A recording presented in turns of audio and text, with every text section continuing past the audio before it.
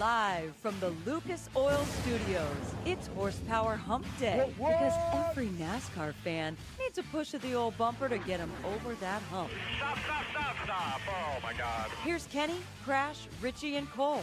Let's get humping, boys.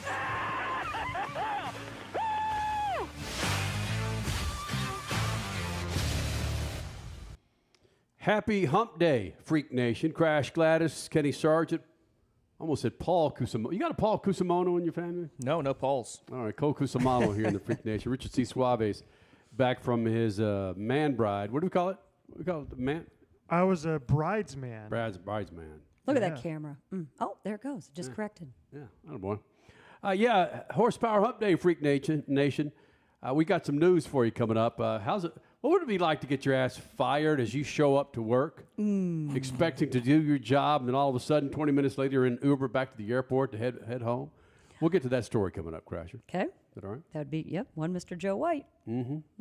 We'll get to that, Freak Nation. Cole Cusimano had a chance to catch up with a playoff driver, Chase Briscoe. Were you guys wearing like pumpkin outfits and so forth at this appearance? That would have been so cool, honestly. We were at a fall farm festival type deal out in Queen Creek, Arizona, Schnepp Farms. We rode a roller coaster together, though. Yeah. Wait, That was what? pretty fun. We rode a roller coaster together. You and Yeah. Chase Briscoe? Yes, it was a bunch of us. Like Matt Humphrey was there, some of his PR people, and like some of the folks at Schnepp Farms. But yeah, who could say that? I know. Rode a roller coaster with Chase Briscoe. So wait a minute. Were you in the front seat? I was. Yes. And no hands the whole time, right? No. Me? No way. Nice. Which is better, the fact that I Nice. turned down taking a hit of weed with Willie Nelson, or that you rode a roller coaster with Chase Briscoe? I think I know the answer to That's that. a toss-up, man. No, it's not You a turned it toss-up. down, That's once in a Kenny. Not a lifetime. toss-up. That's once in a lifetime. Yeah, but I you know. turned it down. Yeah. I mean, damn. I was offered some weed with Gary Rossington of Leonard Skinner back when he was touring with Roston Collins Band in New Orleans, and I said no. That one's more You know what? understandable. But Willie Nelson, though, that's Yeah. inexcusable, man.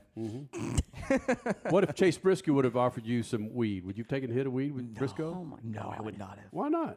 It's a freaking farm. It's Schnepp Farms. You can't tell they don't have Yeah. some ganj going out there in the back 40. Nah, that doesn't sound safer to me. He's in the playoffs, Kenny. He doesn't want to disrupt that. Save the weed for the championship. Denny Hamlin wins the championship. Does he retire? A lot of folks seem to think so, and maybe 2 or 3 on this set seem to think so. We'll get to that, Freak Nation. Don't forget, every Wednesday right here, 5 o'clock Eastern, it's Horsepower Hump Day. Then, of course, on Sundays, 10 p.m. Eastern, 7 Pacific, you have Speed Freaks, the big old national show on the Freak Radio Network and on YouTube and everything else that you can imagine. And on Racer on Mondays, 12 p.m. Eastern and Pacific.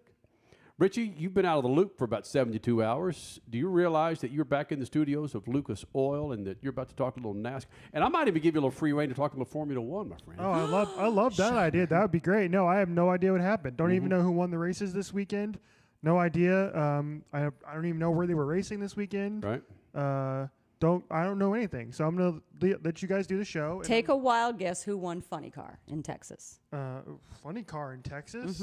Oh. Kind of a really super big winning driver these days. Austin Prock. Okay, sure. Doug Litta. Dude, no, Yes. I was spending the weekend a mile high. Okay. Ooh, speaking of weed. No, I was actually a mile high. Like the elevation was 5,500 feet, I think. Yeah. 5280. Where was that? It was in Idlewild, California, up in the mountains.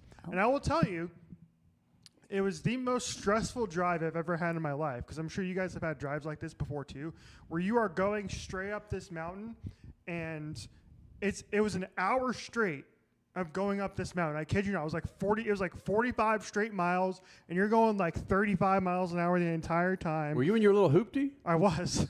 Oh, no. So I think I can. I kid you not, like I felt like a NASCAR driver because I was gripping the steering wheel so damn hard going up the mountain. Elbows up. I was so stressed out, and I finally got to our place that we were all staying, and I just sat in my car for 5 minutes, just like, thank God that's over. It was stressful, dude. And then you had to go down. No, going down actually wasn't as bad. Going down was actually kind of fun, but going up was, yeah. It was very stressful, but I made it. Mile high, drank a lot, wasn't hungover, and now I'm back. And now I'm ready to talk about NASCAR. All right. Wow. Oh, boy. The not hungover part. That's a Was nice there anybody addition. in the car with you? Nope, just me.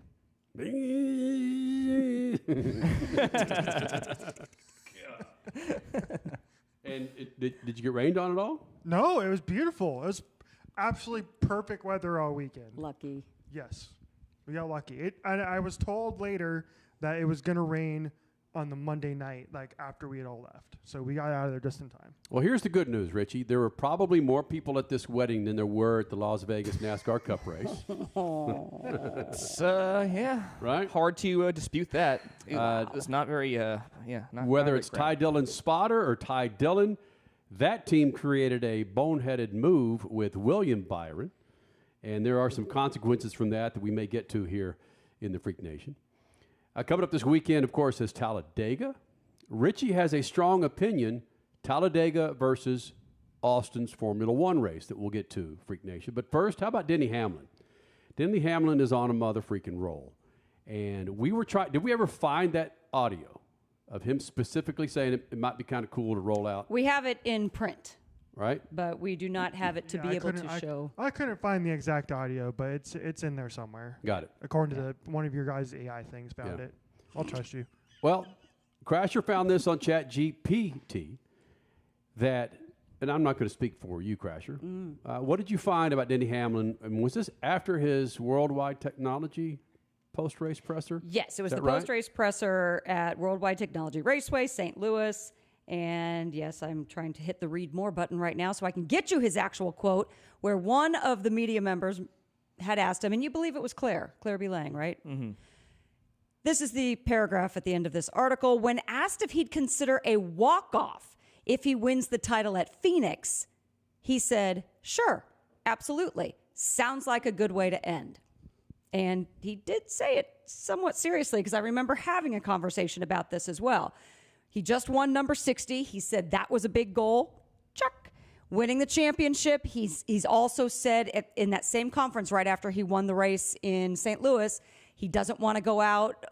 I forget his exact words, but he doesn't want to go out as a has-been. He wants to go out while winning. So I think that's what prompted the question, would you consider it a walk-off? Would you leave your contract early and say, bye-bye, I'm finally a champion. I have my 60 wins later. And he said, sure. His exact quote, sure. Sounds like a good way to end. Cole? Yeah, I think if I'm Denny Hamlin and I do win the championship, I would find it very hard to walk away, only because he's still performing at the top of his game. True. 44 years old, 6 wins, leads the series. He's 1 away from tying a single-season record, so I get it. You want to walk away at the top of your game. You don't want to go out like a Kevin Harvick or one of those guys that didn't really fare well in their final season or final few seasons, but man, like, how do you just walk away like that easily when you're still performing at this elite level? I don't think I'd be able to do it if I was him. You know what? You're right. It might sound good, like especially when he was asked that question in the presser after he won at St. Louis. It sounds great, but how easy is that really to do? Yeah. You nailed that. Yeah. And that'd be baller, though, to walk away, win your first championship after hearing all that crap for all these years about not being able to win one. And I think another big thing here is there was a lot of emotion this past weekend when he got that win, number 60 at Las Vegas, because his father's health's not too well, allegedly. So that could factor into it as well. You know, maybe he does walk away, spend some more time with his family. So you never know. It's real. Family over everything. That's my motto. Richie, does he or doesn't he? He's done. He's gonna quit 100%. If he wins. If he wins Phoenix and wins the championship and hoists that trophy upon receipt from the group that he is suing, which, as we've talked about before, would be just truly incredible cinema. I really do want to see that. So you win the championship in the sport that you are suing. The lawsuit, the trial date is coming up in about a month and a half. You have a brand new kid at home, right? Mm-hmm. He said he wants to go out on the top. He said he wants to be able to go out saying I can still win races. Why would you continue? Like, you've done everything you can in the sport except for win the Brickyard 400, which is one of the races he's mentioned that he wants to win. He's won the Daytona 500, right, already multiple times. So I think it's done and dusted. If he wins the championship, he's done. He's going to walk away despite his contract going for 2 more seasons after this. And I think that would be a great way to go out. I'm trying to think if there's been another driver that's done that, that's won the championship and said, I'm out. And off the top of my head, right, in the last 35 years or so. Carl Everett. Oh. Stop. Mark. Oh, come on. I kind of like how Truex went out. He went out on his own terms. That was cool. I mean, it wasn't winning a ton, but it was his terms. He was like, I'm out, bye. And we haven't heard much from him. Mm-hmm. He's enjoying life. Mm-hmm. Man, I'm vacillating right now. Between... Because he doesn't have that attitude now to where he needs a retirement tour, where he needs to get the freaking rocking chairs every freaking race and get the freaking granddaddy clock, making love the grandmother clock. When he doesn't need all that stuff, I don't think. No way. But at the same time, going back to Cole's point, he's got a co-team owner that should have walked away from the Bulls. But what the hell did he do? He went to the Washington mother freaking Wizards and sucked hind boob as a player. We're talking about Michael Jordan. Hey, he was still able to put up 50 points, though. Oh. You have those flashes of the old MJ. He just played for a crap box organization. Not his fault. But I'm talking about championships. Do you want to just go try and win races or try and get top 10s? Yeah. Or do you want to win a freaking championship at 45 years old? Okay, so maybe Michael Jordan is giving him that advice. Maybe he's saying, you don't want to go back. You want to retire on top, and you don't want to have to look back with any regrets, except for the Brickyard 400. And like the thing is, for as elite as Denny has been this season, it's only his first championship 4 appearance since 2021. Mm-hmm. So there's no guarantee he does it again for as good as he's been this year. So that's a good point you bring up there, Kenny. Right. So if I had to pick one, I would say if he wins the championship, yes. And I'm taking into the factor he's, again, got another child, health issues with his father. He's got generational type money. And plus the freaking ball that he's going to spike when he kicks the ass of NASCAR with this lawsuit. Why come back, man? As a driver, why come back? As a driver. Come back as an owner and be the king of all kings and have Hendrick and Gibbs and Richard Childress kiss your freaking ring because you brought NASCAR to its knees to where you have guaranteed charters. Come back and be that guy. Come back and have the fattest freaking cigar and the thickest freaking beard and the tallest freaking tower. Be that guy, man. Don't worry about the stress of rolling 36 races.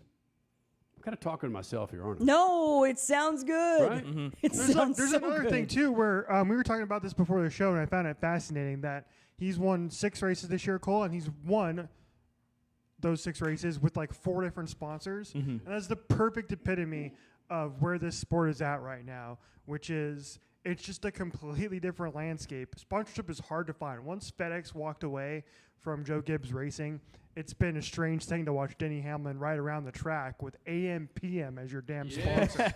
Remember, AM/PM was, Richie, I'm glad you brought that up. AM/PM, no knock against them. I'd love their money. But it was like a middle or back marker team sponsor 15, 20 years ago. And then you see AM/PM running up front. Holy smokes, they're in victory mother freaking lane. Did you see AM/PM putting up some millions to do Connor Daly's Indy 500 sponsorship? Some AM/PM's doing A-okay. She just backed up my point. You just said Connor Daly. You didn't say Alex Palou. I'm not saying that's a Juncos Hollinger thing. I'm saying that's an Indy 500 thing. They didn't put up money just for a backmarker team in the IndyCar Series. They put it up for the Indy 500. Doesn't matter if you're a backmarker team. The Indy 500 is still expensive, and they did it. So that kind of got them back on the front page, and it made Denny Hamlin's sponsorship maybe more legitimized. Yeah, my basic point being in that, like, Denny can walk away from that too. Where does he really have to go through another year of trying to find sponsorship True. for every single one of these races, where he can just instead focus on the 2311 side of things, right? Because I'm sure he's a big part of him and Joe Gibbs together, are a big part of trying to find sponsorship for his damn race car. And again, a lot of this didn't come together until this year, right? He didn't announce a progressive sponsorship until midway through the season. He didn't announce the Kings of Wine thing and this AMPM thing, right, until later in the year. So, yeah, you can just walk away from that too. Like it's tough to get money nowadays. That is real. That's real. Yeah. And Same just thing with Kyle Busch too. How many True. freaking random ass paint schemes has he had this year, right? That you can't name. How many have come and gone from Kyle Busch over the last 3 years that he's been with RCR? And we're back to weed. We do miss 3G. I forgot about that. Yeah. They weren't on any car this year? Were they even on any of his cars last year? Yeah. I know they have not been on this year, but I question my memory on last year. And what about the grill company? Yep, they're gone too. Right? McLaren Grills. Bro, it's a pain chasing down dollars. If you're a middle back market, it's like, whoa. Even, again, the championship team, and I know this. I know the subtleties of trying to gain and keep sponsorship. There's a reason why you see more of Joe Gibbs at this racetrack. Oh. yeah, absolutely. Yes. He's a piece of those sponsors. Hell yes. You make an appearance too, Mr. Joe. Okay. He is more outspoken than anybody else in the garage area about how important those sponsors are to him and just their relationship he has with those companies. And it shows clearly. I mean, Chase Briscoe, Bass Pro Shops filled out in that car the entire season. You don't see him running 10 different paint schemes, different sponsors. He takes great pride in that. Moving on to another topic that we've been debating for quite a while now, and it seems to be rearing its head. Depending if it's ugly or not, we'll find out in the off season. We're talking about the points for the 2026 season, the championship points. And 4 or 5 months ago, not even, maybe 2 months ago, we weren't this close to believing that NASCAR has plenty of feelers out there to see if it'd be cool if they go back to something similar prior to the chase, right? Did I phrase that properly? Full season championship. A couple of months ago, we weren't feeling this way. We thought there was going to be a whole new type of playoff version, right? And now it seems like... And then Mark Martin put a tweet out. I feel like that's kind of where it all began. Right. Mark Martin was adamant about going back to full season championship, full season points, and then it just kind of spiraled from there. Are you saying maybe Mark Martin was tipped off by some NASCAR brass saying, throw this out there and let's see where we go? Who's on the committee, Richie? The Bunch of folks. Yeah. I don't know the exact. It's drivers. It's team owners, media people. Right. It's diverse. Yeah. But now we're constantly hearing that NASCAR may be going back to something similar, again, prior to this current configuration with the playoffs.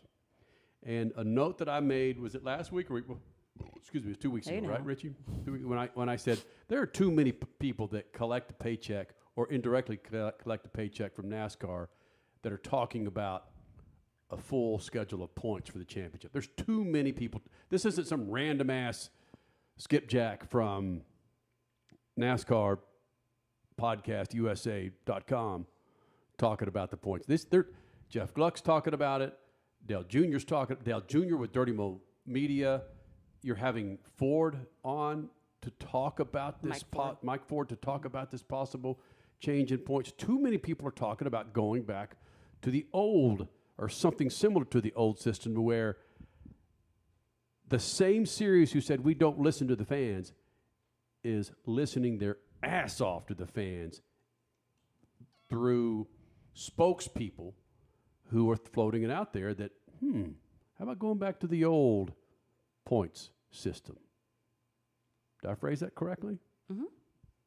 How's it going, guys? Anybody else want to talk? Well, I mean, so are you insinuating that this is a plant by NASCAR? Yes. Okay. Sorry. That NASCAR is putting it out there to a chosen group of media, arguably mostly the Dirty Mo group. And, hey, guys, let's have this go for about a month. I want to see how people react. And if they react well, maybe we'll do it. That's what you're insinuating. I'm insinuating that, yes. And anyone who collects or indirectly collects a paycheck from NASCAR they're throwing it out there. I'm not knocking Dirty Mo. I'm not knocking Dale. I'm not knocking Jeff Gluck.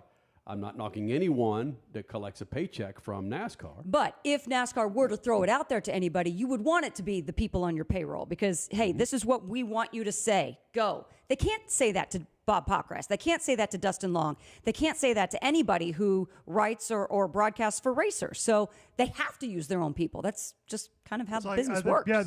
Kenny, you mentioned Mike Ford. He's the comms director for NASCAR. He is, of course, one of the hosts of Holler Talk, my favorite podcast.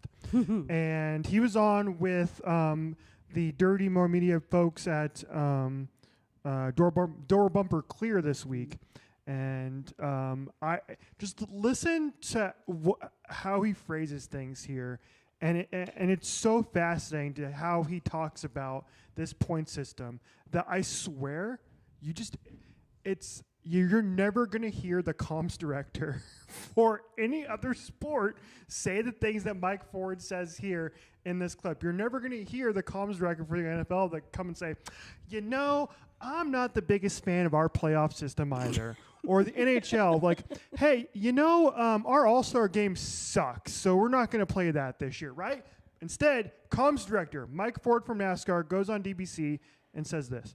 Say it's William Byron leading the points every single week, and he's running away with it. TV has to talk about William Byron every single week. So I think one of two things are going to happen. One, you're like, this guy is a stud. Or you're like, screw this guy. I am so tired of hearing him. I now hate William Byron. But if emotion is either way, yes, is fired up on you, that's great. But, I look at what Blaney did at New Hampshire. Blaney wins at New Hampshire. TV doesn't have to talk about him now for 2 races. So our biggest star, and now he is a non-story for 2 races, which hurts his star power too. The guys that have been kind of the fastest guys that are dominating all year, you're not talking about them because you're talking about, oh, look at this 2-point battle. But hold on a second. I think the biggest thing that people complain about is the guy that dominates the year. If it's a 32 race championship and that's 4 races playoff, whatever, that guy, whoever wins, should start with the most points, right? There shouldn't be back to 0 and, okay, thank you for us talking about you all year long. Now you have a 1 in 4 chance of winning instead of 40%. I think that's probably going to happen. That was so we got breaking news. Well, breaking. I think we talked about. I feel like I have. If I haven't, so there you go. There's your clip, Dirty Mo. Whoopsies. Yep. He then followed that up with a tweet as well. He said, "Seeing some discussions on what news was broken. None. But what I was referring to was rewarding strong regular seasons is important, and looking at points resets have been topics of the committee discussion. To be determined on that, focus remains on these playoffs, which has been awesome." His exact words were, I think we're going to go back to that. Damage control. Yeah, exactly. I think we're going to go back to that. I think NASCAR's in full desperation mode right now. It's no secret the ratings have been in the toilet. I'm sure we'll get to that later on in the show. And the fans, the drivers, media, they've all been clamoring for a full season points to go back to NASCAR's roots. That's what they want to do. The hell yeah of NASCAR. So I think... which is a marketing group next year. Exactly. They're going to bring that back. Yes. So if you want to go back to your roots, full season points definitely is your roots. But I think that compromise of having maybe a 4-race set or a 3-race set for the playoffs is good because it also has some of that new age NASCAR in there, and it condenses down the field to where it makes it a little bit more interesting. It's not one guy running away with it 2 races until the season ends. So I think that's nice. I think the wins should still be weighted heavily as they've been with this current format as well. I would also like to see some other factors come into play, like back to like when they would lead the most laps, you get a point for that. Mm-hmm. I think maybe laps like top 10 running position. I think that should be like another weighted point to that. Just make it more deserving to where drivers who deserve to contend for a championship are getting that fair shot if it is a full season points format. Reward your greatness. Exactly. Yeah, like you said, laps led, fastest lap or pole. Mm-hmm. Yeah. Have the things that matter in the sport rewarded. Mm-hmm. Exactly. I think it's fascinating that if you take a look over the last month, how many different types of formats have we heard? This is going to your point, Kenny, about how NASCAR seemingly is very strategic about this, and it's all the people that are kind of leaking out this information in terms of the type of formats. Originally, it was going to be like what we heard from Jordan Bianchi and what he heard from the playoff committee, where it was going to be like a 3-3-4 playoff type format, right, in the final 10 races. And then all of a sudden, we're getting this out of the complete blue, which is a 32-race regular season and a 4-race championship finale. This comes after NASCAR put out their schedule for next year, where it was ordered exactly as it is now, which is the 16 to the 12 to the 8 to the final 4. And then if you can get the Kenny Wallace ready, Cody. Here's Kenny Wallace, and I think Kenny Wallace does a good job. Can we just say something real quick before we get to Kenny Wallace? Because you say Kenny Wallace, I think St. Louis, and I think of what you just said. The schedule's been out.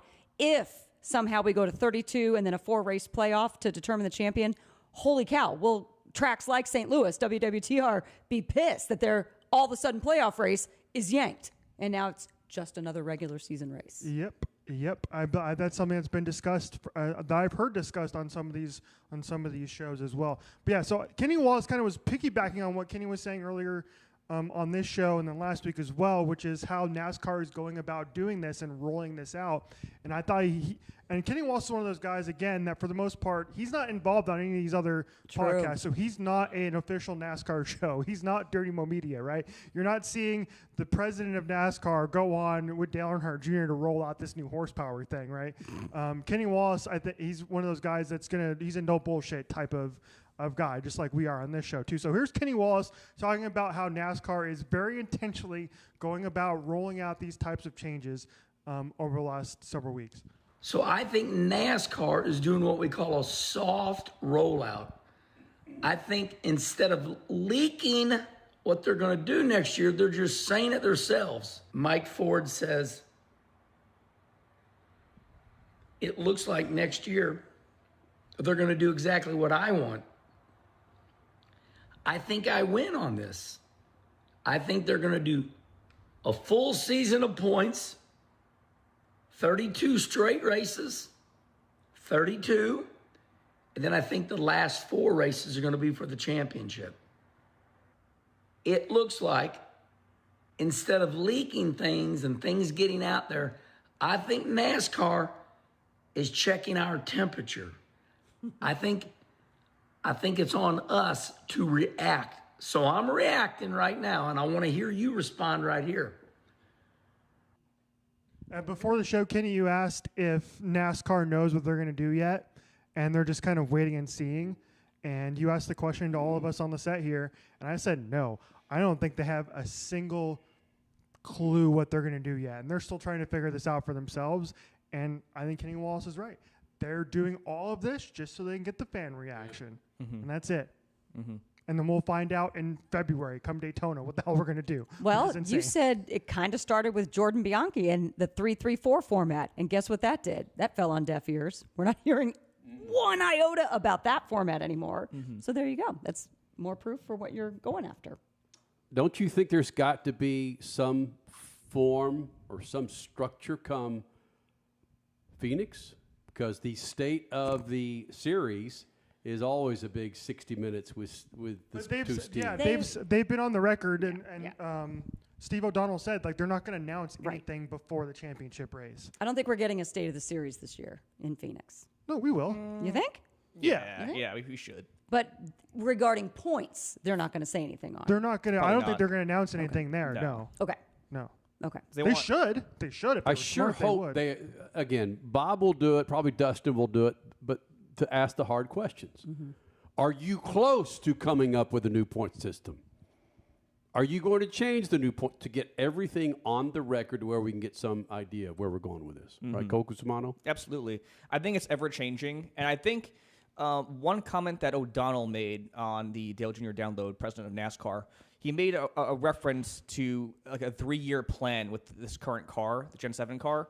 So my thought is maybe they change the playoff format, tweak it here and there over the next 3 seasons before there is potentially a new car. And we see something new every year to where it's tweaked upon being a different points format for whenever there's a new car introduced, if there was one introduced. I would, if they were smart, they would take their biggest race of the year, which is the championship race, and that's when they would announce this new format. Because I don't think it takes away from the like Dale Earnhardt Jr. was talking about this with OD, and he was saying that, like, hey, listen, if you announce something that weekend, it's going to take away from whoever wins the championship in that format. So. And I disagree. I completely disagree with that. Like, for example, if we're playing out the scenario where Denny Hamlin wins the championship, he shows up in victory lane and says, hey, I'm quitting the sport while I am actively suing you guys, right? Like, what would you rather have the storylines be? Would you rather have it be Denny Hamlin is the champion and he's suing you, or would you rather have the discussion be, we're just changing our format, right? Well, so I hope they announce something in November at Phoenix. I don't know. According to them, we're not going to get that, which leads me to my theory that they have not decided what they're going to do yet, which is crazy. Which is just like clearly they're just making this entire thing up on the fly, which is not smart. You don't think that, or you do think that would detract from anyone who wins the championship if a massive format change was also announced the same weekend? Well, when they do this State of the Sport address, it's usually the morning of, the day or two before. So I think it would take away from that. And I think the thing is, bulk of the media opportunities. Come on, get in the shot, Kenny. a bulk of the media opportunities throughout the weekend for championship are the championship 4 drivers. And you're not going to get anything out of those guys anyway about this supposed new points format, because they're going to say, no, we're focused on Sunday's race, winning this championship. Right. So I do not think anything will get announced championship weekend. Kenny, I'll say it again. How was the bathroom trip? It's very good, man. As Cheech and Chong used to say, my back teeth were floating. Yo. Get out of here. Cole's poor camera. You walked in front of it twice. It's like I say, man, if they let the freaking Steves run this freaking series and not let anybody that has blood relationships with France, we'd be in a different sitch. We would not have gotten this far down a weird freaking road when it comes to NASCAR, whether it's the points, whether it's the horsepower, whether it's the tire, the setup, the Generation 15 car, whatever the hell.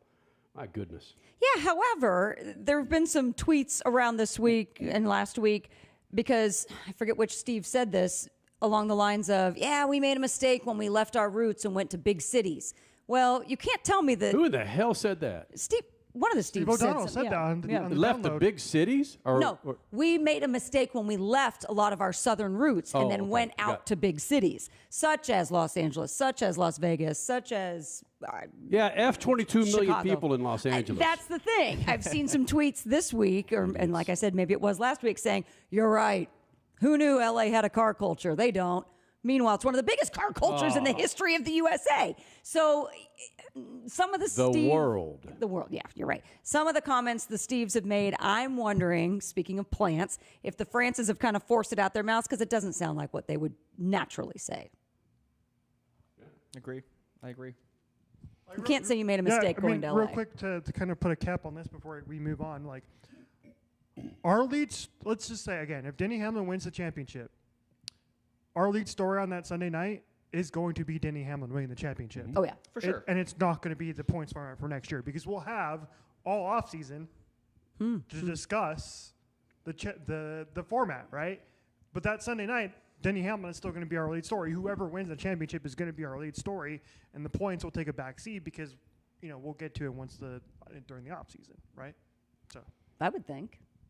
You would hope. So, Cole? No, I think so. I agree with that. But I think NASCAR's logic is that it will take away from the championship. So they're not going to reveal anything that weekend. Richie or Crasher, one of you guys were talking about how certain tracks may be in and out of the playoffs. I know that sponsorship is also based on if you can bank on that Joe Gibbs, two or three of Joe Gibbs' teams are going to be in the playoffs, okay? And part of that sponsorship deal is, I want to run in the playoffs. But if you're going into January and you're still not sure where your playoffs are going to be, or if you've already sold sponsorship to be for playoffs, man. Well, we're in the middle of sponsorship sales season right now. So I'd be hard-pressed to think that too many contracts are signed, sealed, and delivered for 2026 because of NASCAR saying we just don't fully know yet. I don't know. Maybe that does make negotiations a little more difficult with teams. A lot of moving parts, man. A lot of moving parts. A lot of moving parts. You want to talk about Mick Schumacher and his test at Indy yesterday? Lots of moving parts. Not yet. Not yet? Oh, okay. Saving it for Sunday? Maybe. He topped the charts. It can't just be glossed over. And We'll just move on from that, Crash. yeah. Whoa. It's huge. Rahal, Letterman, Lanigan Racing had Mick Schumacher, 7-time world champion Michael Schumacher's son, in the seat at Indy. He did all these promotions for the IndyCar social media accounts, and he topped the charts as well. The guy was pretty decent behind the wheel in a series of which his dad said was too scary. I'm telling you, this is news. And what does that mean for next year? Is he going to drive for Rahal, Letterman, Lanigan? Devlin DeFrancesco is supposed to be in that seat, but a lot of people are questioning it. Speaking of moving parts, you were very good at bringing up the IndyCar. Very good. Yep, and we won't see him until I celebrate 3 or 4 more birthdays. Okay, stop it. Right? No, we see them at the end of February, beginning of March. There was a bit of IndyCar news today, but I'll drop in. I didn't share this with you before. Arenas? I retweeted it. No. Okay. From Matt Weaver, he tweeted this out. IndyCar CEO Mark Miles touts the Fox deal and the continuity for series growth. We doubled our 18 to 35, so don't tell us network TV, at least this network, can't draw a younger audience. And we'll dovetail from that, Richie, to your bet that COTA, the home for Formula One this weekend in Austin, Texas, which it has not always been the capital of Texas, by the way. Well, again, Formula One running in Austin.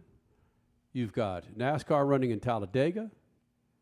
Let's back up just a second. The last time NASCAR ran at Talladega, that was on Big Boy Fox. Is that right, Richie? The last time they ran at Talladega was on Big Boy Fox. This was interesting because I tried to deep dive this. It's interesting. So the last time that NASCAR raced on network TV on a Sunday, believe it or not. Network, NBC, yes. Fox, not Peacock, not USA. Not Amazon. Not Amazon. Correct. Was right. back in April. April, which was Talladega back in late April, in which Fox got 4 million viewers. Okay, hold on real quick because people don't listen. Oh, they raced on network TV last Daytona to end the regular season. But it was on a Saturday night, so I'm always curious. What fan talks like that? You know, your typical Careful. No. I'm just saying your typical non-purchase voice that you can get on any chatbot. It's like the Greek chorus from. If you're a fan of Greek tragedies. Oh my God. Could you not have gone something? Look how red Richie is. Could you not have gone something as simple as like the teacher on Peanuts? There you go. You had to go Greek chorus. I just wanted to show off. That I went to college and got my bachelor's degree, so I sound smarter by talking about a Greek chorus. Nothing says NASCAR like a Greek chorus. So true. Oh, God. What are you going as this Halloween? Greek chorus. Dude, that'd be cool. It's like the perfect family costume. You can just, I don't know what a Greek chorus looks like. Cody's over there going, do I really have to switch this show? What the hell was I talking about? Oh, I was talking about TV ratings. Yeah. Yes, Talladega. So the last time they were on network TV, NASCAR, was back in April at Talladega. That got on a Sunday. That got 4 million viewers, and the reason why I wanted to put that because I wanted to see what their like max was going to be. Right, this is non-NFL season, and their max is going to be 4 million viewers. Okay, and so that's the ceiling, and that ceiling has plummeted completely, almost, nearly. The last time on Fox was that the race at Daytona got just over 3 million viewers, which is the last time I think that's one race that's gotten 3+ million, like in since Talladega, really. So anyway, so my bet this weekend is I truly believe, and this past weekend at Vegas, the ratings were, I think, 1.7 million, right? Is that right? 1.7 million for Vegas? Mm-hmm. Formula One is having its highest rated season of all time on ESPN. Azerbaijan, as I mentioned previously a couple weeks ago, that peaked at 1.3 million for a race that aired at like 7 o'clock in the morning Eastern time. So you're telling me that a race here in the United States on ABC can't get north of 2 million viewers? I truly believe that Formula One is going to beat NASCAR in the TV ratings this weekend. NASCAR has never been less popular than it is now. But hold on. It's back to network, as we are alluding to here. Yes. It's back to network. It's on Big Boy NBC. The F1 race is network Big Boy ABC. Yeah. They are also racing pretty much at the same time, right? Yeah, so there's going to be some viewer swap. NASCAR allegedly is going to start at 2 p.m. Eastern. However, there is some weather in the area for Talladega, which may throw a wrench into things. And then the F1 goes lights out at 3 p.m. Eastern. So there's a little bit of overlap there. But And then there's the NFL. I think NASCAR has fallen so much in the eyes of fans that they're just not going to watch, and even going to network isn't really going to help much. So they're still going to get 2+ million viewers, but Formula One's going to give them a run for their money, man. I really do believe that. So what's your bet with Cole? Okay. We should make a bet here. What is We your should, bet, yeah. Richie? What is your bet? Straight up.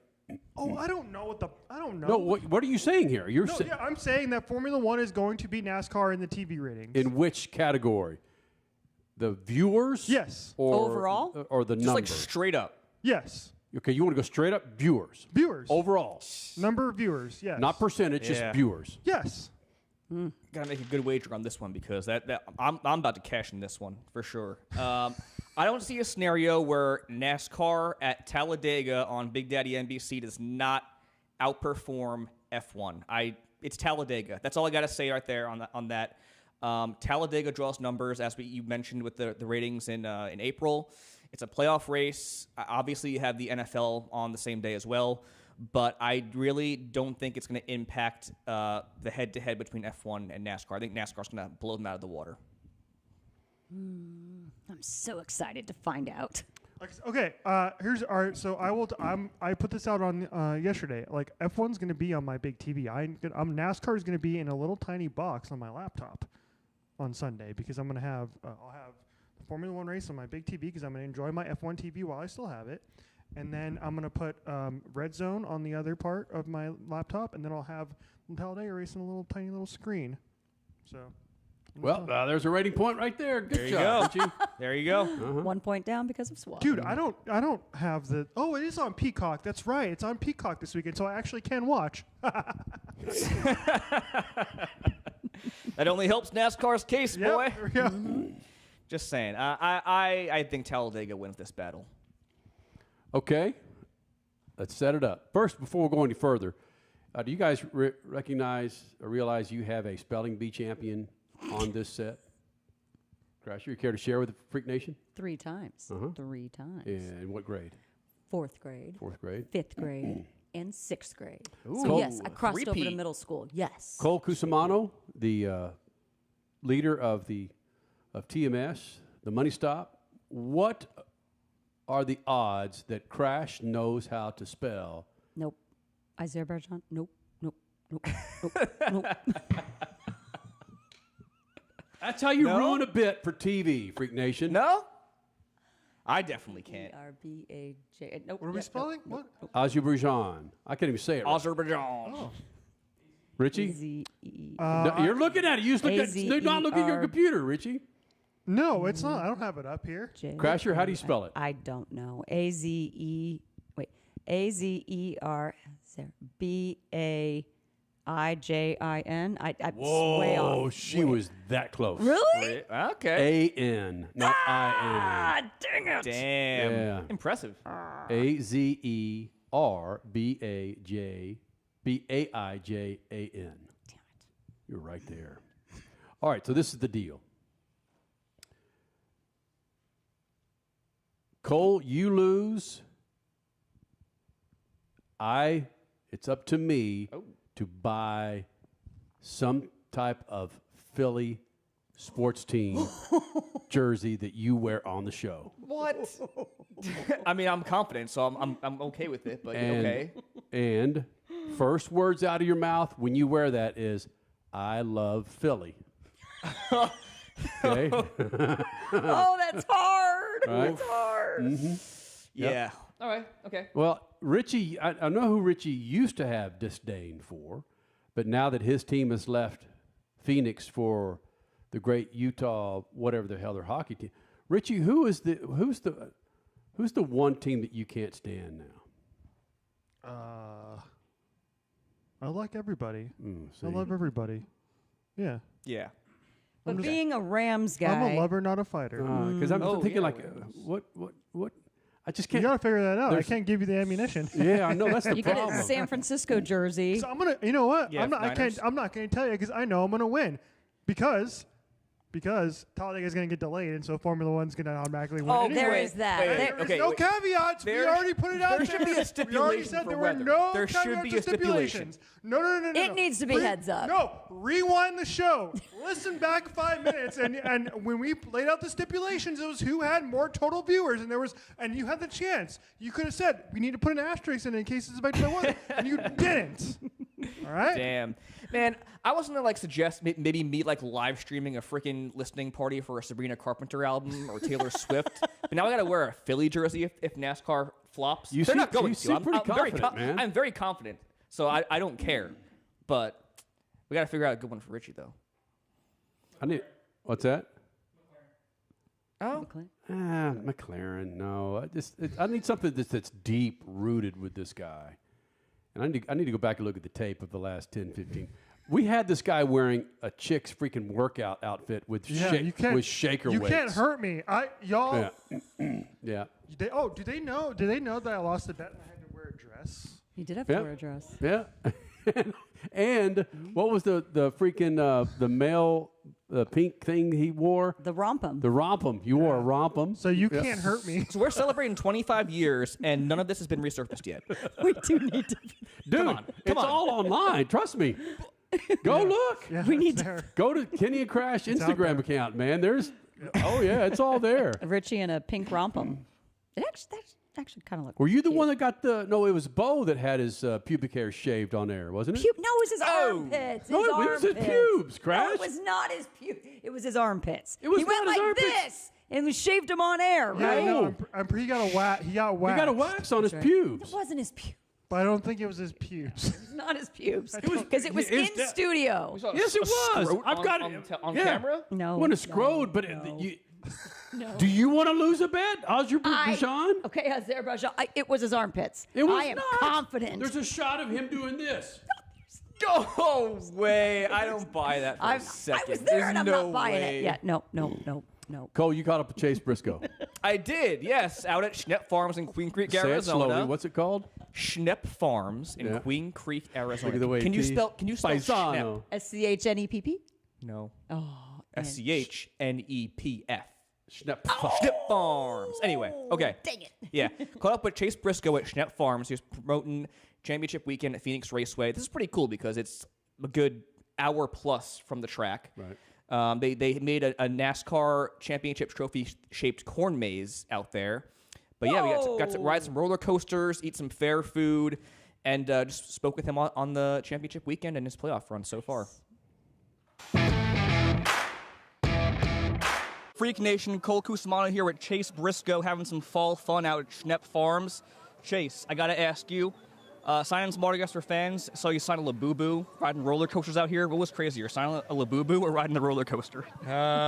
Probably riding the roller coaster. It was that thing was surprising. It doesn't look like it's got that big of a drop, but it kind of gets you. So yeah, that was pretty cool. This place is awesome. I was telling the owners that when we come back for the race and bring my kids, I'm definitely gonna have to come out here. There's a lot to do.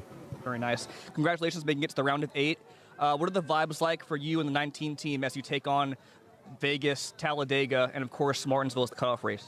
I think for us, there's a ton of focus, obviously, on Vegas, just knowing that Talladega and Martinsville are, looming there the next 2 weeks. But yeah, I think for us, it's just not doing anything different than what we've really done the last couple months. I mean, arguably, we've been kind of one of the best cars, and The hard part is now that you're in the final 8, all those other 7 guys are extremely good too, and it's kind of hard to separate yourself. So, yeah, I think for us, we know that we're probably going to need to win a race, and that comes down to obviously bringing speed to the racetrack, which we've been able to do, but at the end of the day, it comes down to executing with it. So, yeah, just trying to do what we've truthfully kind of done this whole playoffs and see if it's enough.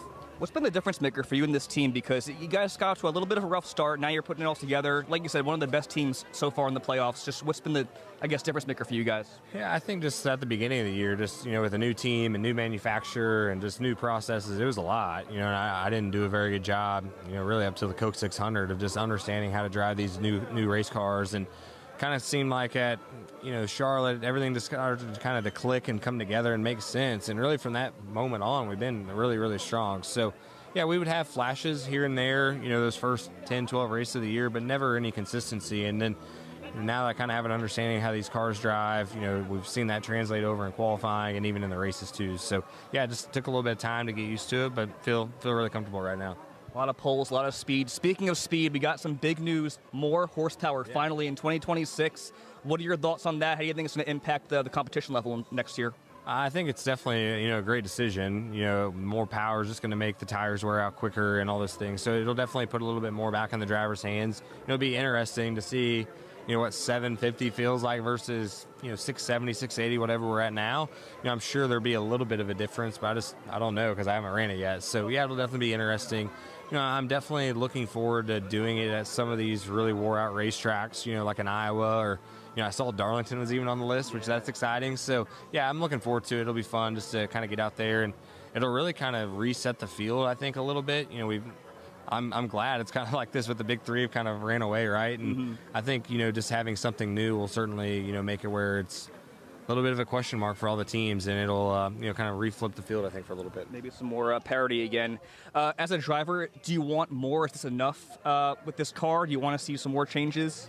I don't know. I mean, I think, honestly, the racing's been good. I would say the mile-and-a-half stuff's obviously been unbelievable. The short tracks with the new tires have been really, really good, too. And, the road courses outside of SVG, second on back has been great. So, yeah, I don't know. I think it'll definitely, add to just better racing. But it's not like that all we have right now, I don't feel like is bad at all. So, yeah, it'll just be interesting to kind of see how it plays out. I got to ask, we're out here in Phoenix, Arizona, obviously. Championship's going to be here currently for one last time, but we'll be back sure in the future. What are your thoughts on Phoenix being the championship race? How has it been for you guys in the Cup Series? Yeah, I think, Phoenix definitely puts on better racing than I think sometimes it gets credit for. A lot of the time the racing has been really good. I mean, you look at the spring race, it was basically a photo finish between Bell and Denny. So, yeah, I think it has all the potential to be really, really good race. The hard part about this place, I feel like, is just it's so short of a race. I mean, 312 laps is really short, so it's just hard if something happens to you to kind of get back through the field. But, yeah, I think Phoenix has really kind of aged into its own. That resin or whatever they put down a couple years ago is kind of wore out, and we can kind of run wherever right now. So, yeah, I don't know. I'm biased because Homestead's one of my favorite racetracks, so I'm excited that's going there. But I have really honestly enjoyed racing at Phoenix. It's where I got my first Cup win. So it's a place I'm at least confident coming to. And, yeah, looking forward to, hopefully being a part of the championship for one last time. But if not, I'm sure it'll be a good race. You mentioned it right there. You got your first Cup win at Phoenix. You also made the championship four in the Xfinity Series here. So what makes Phoenix Raceway a good championship track for the Cup Series and in general for NASCAR? Yeah, I think just, it does have a little bit of everything. The restarts are obviously crazy and just chaotic. But it is a short track, and it's kind of an intermediate. It's kind of like a hybrid racetrack, so you kind of get a mix of both. And, yeah, I do think that, especially, like I said, the last couple years as the track's widened out, it's gotten to be pretty racy, more than it was 5-6 years ago. So it's kind of turned into a really good championship race. The area is obviously unbelievable this time of year, and just the facility itself is, one of the nicest we go to, and it's always sold out too. So just the environment that, Phoenix Raceway presents is always a lot of fun, and yeah, hopefully, can be a part of that championship four again. Finally, why can we expect to see you and the 19 team competing in the championship four at Phoenix Raceway? What sets you guys apart from the rest? Well, I think our speed is one thing that's certainly been, unique to a lot of the other guys in the field, especially in qualifying, right? We get to start up front a lot, and that allows you to get stage points and get a good pit stall selection and things like that. So I think that's one of our strong suits. So hopefully that'll set us apart. And, yeah, I think for us, from a momentum standpoint and, even just points in the playoffs. I don't think anybody scored more than us. We've been really, really strong. Just with these resets every round, it just kind of kills us because of what we were talking about earlier with, just taking that kind of first half of the season to understand the cars. We kind of got into playoff point deficits. So, yeah, we got some work to do. It's crazy how tight the field is from really the leader all the way to 7th. Joey's 10 back of me, but, yeah, it's kind of anybody's race right now. So, yeah, it'll be interesting to see what these next 3 weeks look like. Cole Cusimano catching up with Chase Briscoe at Schnepp Farms. Schnepp Farms, that's right. You guys like how I have to hold the mic literally head level for every driver I interview? Isn't that great? Michael McDowell, Chase Briscoe. We should get you an Apple box. Yeah, you just there we carry go. it for every interview, and then you stand on it, and you're just as tall as they are. Like Tom Cruise in the movies when they frame him up. Yeah, yes. You just kind of whip it out, drop it on the floor. Excuse me while I whip this out. What's the money stop think about Chase Briscoe moving on? I like his odds quite a bit. Yep. I mean, he's done great on the speedways. As it stands right now, he's way deep in the odds rankings, plus 2,500 for the race win. He's been one of the best drivers all season. He's below the cutoff right now as it stands, just because of how the seeding was entering the postseason. But I mean, they've had top 5 speed basically the entire time. Right. He's had speed at Martinsville, so I think he has a great shot to make it. He was one of my dark horse picks to start the playoffs to make the championship 4. Sweet. Yeah. All right. Cody Big Ass Johnson, is the camera on you?